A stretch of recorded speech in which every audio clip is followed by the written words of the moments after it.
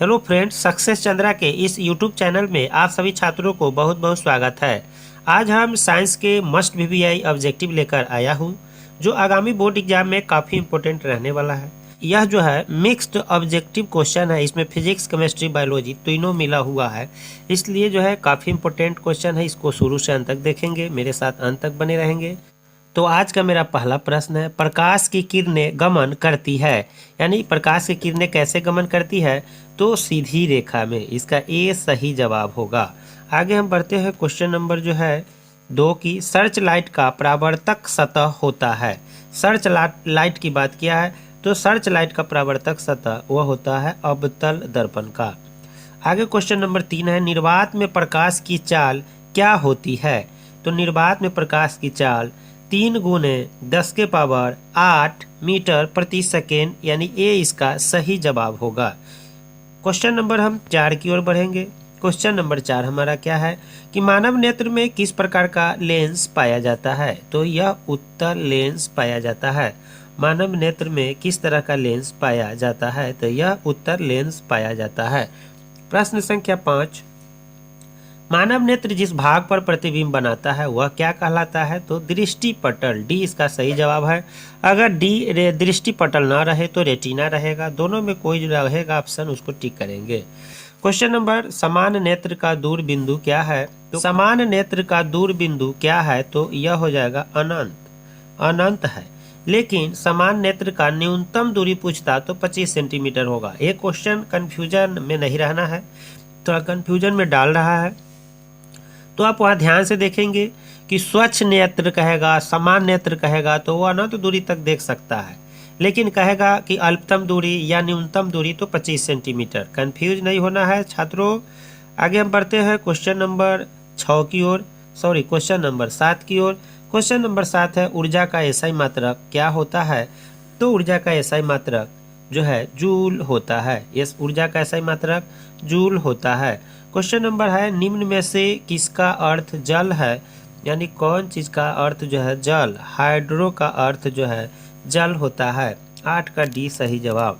9 का है, विद्युत धारा का एसआई मात्रक क्या होता है? तो एम्पियर होता है। मस्ट भी यही सवाल है। आगे है, 1 वोल्ट कहलाता है। तो 1 वोल्ट क्या कहलाता है? तो 1 वोल्ट कहलाता है 1 जूल प्रति कूलम। 1 जूल प्रति कूलम, यानी 20 का सही जवाब है। क्वेश्चन नंबर हम 11 की ओर बढ़ेंगे। क्वेश्चन नंबर 11 हमारा क्या कह रहा है? तो क्वेश्चन नंबर 11 है, देख लेते हैं कि घरों में विद्युत से दुर्घटना किसके कारण होता है? तो शॉर्ट सर्किट के कारण होता है, जिसको हम बोलते हैं लघु पतन। क्वेश्चन नंबर 12 की बात कर लेते हैं। तो क्वेश्चन नंबर, फ्लेमिंग के वाम हस्त नियम में अंगूठा किसकी दिशा को संकेत करती है? अंगूठा की बात किया है, तो इसका सही जवाब होगा बल का। बल का जो है दिशा अंगूठा दर्शाता है। क्वेश्चन नंबर बात कर लेते हैं 13 का, तो ग्लोबल वार्मिंग के लिए उत्तरदायी है। ग्लोबल वार्मिंग के लिए कौन सी गैस उत्तरदायी है? तो CO2 है, यानी इसका सी सही जवाब है। 14 नंबर, साग सब्जियों का विघटित होकर कंपोस्ट बनना किस प्रकार की अभिक्रिया है? तो साग सब्जी जो होता है सरल हो जाता, सड़ा हुआ रहता है, जो विघटित होकर कंपोस्ट मतलब एक तरह का खाद ही होता है, वो बन जाता है, तो उसको हम उष्मा छेपी अभिक्रिया कहेंगे। क्वेश्चन नंबर हम 15 की ओर बढ़ते हैं। क्वेश्चन नंबर 15 है, उपचयन वह प्रक्रिया है जिसमें क्या होता है? ऑक्सीजन का योग होता है, हाइड्रोजन वियोग होता है, इलेक्ट्रॉन का त्याग होता है, सभी। तो 15 का सही जवाब होगा सभी। इसमें से जो है उपचयन हो सभी प्रक्रिया होता है। क्वेश्चन नंबर 16 की बात कर लेते हैं। तो क्वेश्चन नंबर 16, निम्नलिखित में कौन ऑक्सीकारक है? तो 16 का सही जवाब होगा H2S, यानी सी इसका सही जवाब है। क्वेश्चन नंबर 17 की बात करते हैं, किसी अम्लीय विलयन का पीएच मान 7 से कम होगा, सी इसका सही जवाब है। अगर क्षारीय कहता तो 7 से अधिक होता, अगर उदासीन कहता तो 7 के बराबर होता। तो याद रखेंगे अम्लीय है तो 7 से कम होगा। 18 नंबर क्वेश्चन है कि सोडियम कार्बोनेट का अणुसूत्र। तो सोडियम कार्बोनेट का अणुसूत्र क्या होगा? तो इसका सही जवाब होगा ए, Na2CO3 कार्बोनेट है, यानी सोडियम कार्बोनेट, ये इसका सही जवाब है। क्वेश्चन नंबर हम बात कर लेते हैं किसका, तो क्वेश्चन नंबर अब 19 की बात करेंगे। सक्सेस चंद्रा को लाइक करें, शेयर करें, सब्सक्राइब करें चैनल को, दोस्तों के बीच जो है और फैला दो। 19 नंबर क्वेश्चन है, चूना पत्थर, खड़िया एवं संगमरमर किसका विविध रूप है।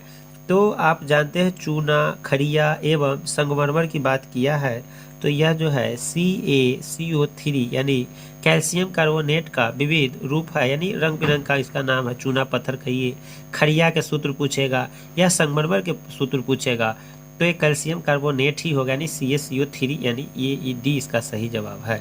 क्वेश्चन नंबर 20 की बात भी कर लेते हैं। जठर रस का pH मान लगभग कितना होता है। तो जठर रस का pH मान 1.2 है। क्वेश्चन नंबर जो है 21, लोहे से जिंक लेपित करने की क्रिया को क्या कहते हैं। तो इसका सही जवाब होगा गैल्वेनीकरण, यानी लोहे से जिंक लेपित करने की क्रिया को क्या कहेंगे। चाहे लोहे पर जिंक लेपित करेंगे तो क्या होगा, तो गैल्वेनीकरण होगा, यानी 20 का सही जवाब होगा। क्वेश्चन नंबर हम 22 की बात कर लेते हैं। तो निम्नलिखित में कौन आयनिक यौगिक है। आयनिक यौगिक का मतलब होता है कि उसमें आयन पाया जाता है, वह है KCl। KCl आयनिक यौगिक है। क्वेश्चन नंबर 23 की बात कर लेते हैं। बॉक्साइड निम्नलिखित में से किस धातु का अयस्क है। तो ये एल्यूमिनियम का अयस्क है। लोहा की बात करता तो हेमेटाइट रहता, यहाँ बॉक्साइड किया है तो एल्यूमिनियम इसका सही जवाब होगा। 24 नंबर क्वेश्चन की भी बात कर लेते हैं। 24 नंबर क्वेश्चन है, सक्रियता श्रेणी में सबसे क्रियाशील धातु क्या है। तो सक्रियता समूह की बात किया है तो सही जवाब होगा सोडियम। सोडियम बहुत जो है सबसे क्रियाशील धातु है, यह सक्रियता धातु है, इसीलिए इसको हम केरोसिन तेल में डुबो कर रखते हैं।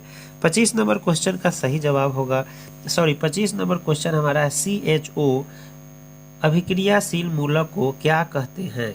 तो इसको एल्डिहाइड कहते हैं, एल्डिहाइड इसका सही जवाब होगा। आगे हम बढ़ेंगे क्वेश्चन नंबर 26 की ओर। आगे है 26 नंबर क्वेश्चन, इथाइल अल्कोहल का अणुसूत्र क्या है। तो इथाइल अल्कोहल में कार्बन की संख्या 2 होगा, इसलिए ये जो है 20 का सही जवाब होगा। क्वेश्चन नंबर 27, आधुनिक आवर्त सारणी में क्षैतिज कतारों की संख्या कितनी है। तो 27 नंबर क्वेश्चन का सही जवाब बी हो जाएगा, यानी 7 होगा। यानी आवर्तों की संख्या पूछ रही है तो 7, और चाहे कतारों पूछे और वर्ग पूछता तो 18 इसका सही जवाब होगा, याद रखना है। अगला क्वेश्चन है हमारा कि मानव में डायलिसिस थैली है, यानी क्या है। तो मानव में डायलिसिस थैली हुआ है वो नेफ्रॉन है, नेफ्रॉन है, ब्लड को प्यूरिफाइड करता है। क्वेश्चन नंबर 29 की बात करते हैं, निम्नलिखित में कौन उभयलिंगी जंतु है। तो केचुआ, यानी केचुआ को हम किसान के मित्र भी कहते हैं, इसलिए ये इसका सही जवाब है। आगे हम 30 की बात कर लेते हैं। तो 30 का कूटपात किस में पाया जाता है।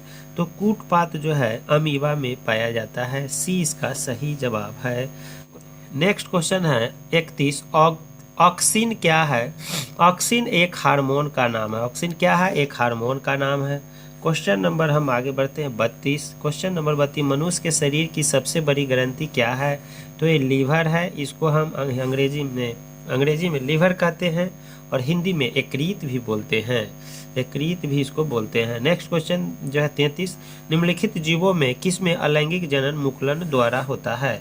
तो इसका सही जवाब होगा ईस्ट, यानी ईस्ट में जो है मुकुलन, अलैंगिक जनन मुकुलन द्वारा होता है।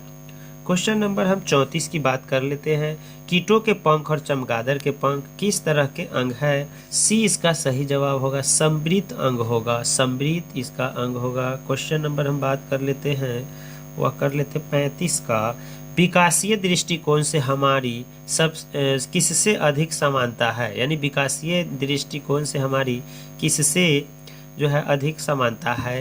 तो इसका सही जवाब बी होगा, यानी चिंपैंजी से, चिंपैंजी से। चिंपैंजी एक प्रकार का जानते हैं कि बंदर होता है जो है बहुत तेज होता है, उससे मिलता जुलता इंसान का सब चीज़ है। प्रकृति में पृथ्वी पर ऊर्जा का मुख्य स्रोत क्या है। तो ऊर्जा का मुख्य स्रोत है वह है सूर्य। प्राकृतिक में ऊर्जा का मुख्य स्रोत क्या है। तो सूर्य है, सूर्य है तो सभी चीज़ है। आगे 37 नंबर, हरे पौधे कहलाते हैं, ये उत्पादक कहलाते हैं। हरे पौधे क्या कहलाते हैं, उत्पादक। 38 नंबर है, निम्नांकित में कौन जैव अनिम्नकरणीय पदार्थ है। तो इसका सही जवाब होगा DDT, DDT इसका सही जवाब होगा। क्वेश्चन नंबर हम बात कर लेते हैं 39। निम्न में से कौन प्राकृतिक संसाधन नहीं है? तो प्राकृतिक संसाधन नहीं है, इसका मतलब क्या है वो? तो ये जीवधारी होगा। डी इसका सही जवाब होगा। डी जिन छात्रों ने जो याद किया है वो बहुत अच्छा किया है। अगला क्वेश्चन नंबर हमारा यूरो 2 का संबंध क्या है? तो ये वायु प्रदूषण से है। यूरो 2, यूरो 1, यूरो 3 जो भी पूछे ये वायु प्रदूषण से संबंधित है। तो उम्मीद है कि यह 40 प्रश्न का सीरीज था। ऐसे एग्जाम में आपको 80 प्रश्न पूछेंगे बिहार बोर्ड के अगर छात्र हैं तो, जिसमें 40 प्रश्न जो अच्छा आएगा, आसान होगा, उसको आप कन्फर्म है उसको बनाएंगे और 40 क्वेश्चन को स्किप करेंगे यानी छोड़ देंगे। तो अब सब्जेक्टिव जो है 40 और ऑब्जेक्टिव भी 40 हो गया है। तो टेंशन नहीं लेना है, ऑब्जेक्टिव को जो है तैयारी करते रहना है लगातार। ऑब्जेक्टिव सब्जेक्टिव सब पर फोकस करेंगे। ऑब्जेक्टिव क्लियर तो सब्जेक्टिव क्लियर, सब्जेक्टिव क्लियर तो ऑब्जेक्टिव क्लियर। तो उम्मीद है कि सारा क्वेश्चन याद हो गया होगा। तो वीडियो के अंत तक बने रहने के लिए सभी छात्रों को बहुत बहुत धन्यवाद। आपका दिन शुभ हो।